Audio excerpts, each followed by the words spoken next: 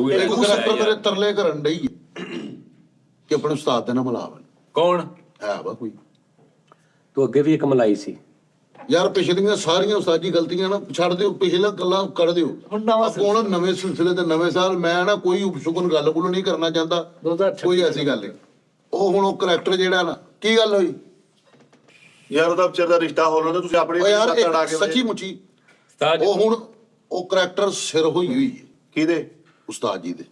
ਉਹ ਉਸਤਾਦ ਜੀ ਤੇ ਬੜੇ ਲੋਕ ਸਿਰਵਾ ਛੱਡ ਦਿਓ। ਬੜੀ ਅੱਛੀ ਹੈ, ਉਹ ਕਹਿੰਦੀ ਮੈਂ ਮੁਲਾਕਾਤ ਕਰਨੀ ਹੈ, ਈਵਨ ਕਹਿੰਦੀ ਕਿ ਮੈਂ ਕੋਈ ਚੈਨਲ ਬਣਾਇਆ ਸ਼ਾਦੀ ਨਹੀਂ ਕੀਤੀ, ਮੈਂ ਕਰਨੀ ਹੈ ਤੇ ਤੇਰੇ ਉਸਤਾਦ ਜੀ ਦੇ ਨਾਲ ਕਰਾਂਗਾ। ਅਸੀਂ ਉਹਨੂੰ ਭੰਗੜੇ ਪਾਵਾਂਗੇ ਉਸਤਾਦ ਜੀ ਸਾਨੂੰ ਖੁਸ਼ੀ ਦਾ ਸਿਰੇ ਵਾਲਿਆ ਮਾਣੇ ਸਤਾਦੀਆਂ ਸਿਰੇ ਵਾਲਿਆ ਪਾਸ ਨਾ ਹੋਵੇ ਨਾ ਹੋਵੇ। ਅਸਲ ਸਾਹਿਬ ਇਹ ਕੰਮ ਤੁਸੀਂ ਕਰੋ 2026 ਅਸੀਂ ਨਵੀਂ ਉਸਤਾਦਨੀ ਦੇ ਚਰਨ ਕੰਮ ਤੁਰੇ ਉਸਤਾਦ ਜੀ